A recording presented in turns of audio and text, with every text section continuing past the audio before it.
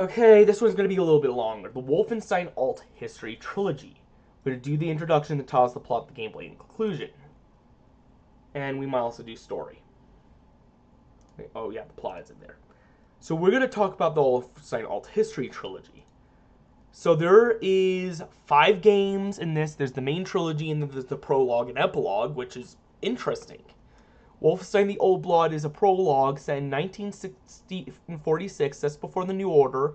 BG Blazwick's place in Castle Wolfenstein to steal top secret coordinate. A mission goes wrong, leading to a desperate escape and battle against a Nazi commander digging up an ancient cursed occult power, accidentally unleashed an army of flaming zombies. Wolfenstein the New Order. Released in 2014, the game kicks off the modern saga. BG Blazwick wakes up from a 16-year coma after D-Day 1960, finding a world completely dominated by the Nazi regime. He must rally a fractured resistant movement to fight back. In Wolfenstein 2, where Plexus takes the fight across the Atlantic to the Nazi-occupied America. BG's coordinates with local areas of resistance cell ignite a full-scale Second American Revolution. In the third one, which has not yet been made, it will wrap up BG's personal story arc in the following game of the trilogy, and officially in active development after those studios work on Indiana Jones The Great Circle. Right after that, set in 1980, 2 decades after the new Colossus pieces were found, vanished trace of Nazi-occupied Paris. His twin daughters, Jess and Joseph, steal power armor and team up with the French resistance to hunt down their missing father. The plot, set at the tail end of World War II. Allied agent BG Faustus infiltrates Castle Wolfenstein. His mission to steal top secret folder containing coordinates of Nazi General Death's compound. The mission goes away, leading to a brutal escape. BG tracks the folder to the village where the Nazi archaeologists and an unearthing agent unleash cursed occult power. So evacuation accidentally triggers supernatural cataclysm, leading to flaming undead soldiers that BG must eradicate. Stone coordinates lead to a failed 1946 assault on Death's fortress. BG suffers severe head injury and falls into a 14-year coma. He wakes up in 1960 to find the Nazis have won the war and highly advanced super technology. BG sneaks out of an asylum with his nurse, and locates an underground historical resistance. Now this is where I'm getting into what I'm going to go later, and discovers a secret source of Nazi technology. An ancient Jewish scientific society named the DAT.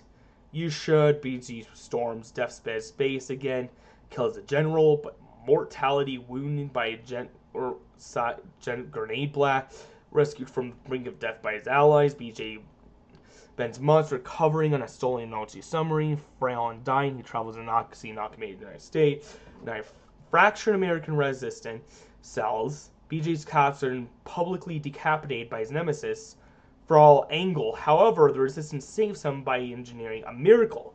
They harvest his head and seemingly graft it into a bioengineered super soldier body. BJ assassinates Angel on live television, officially sparking the Second American Revolution 2 decades after the events of the American Revolution.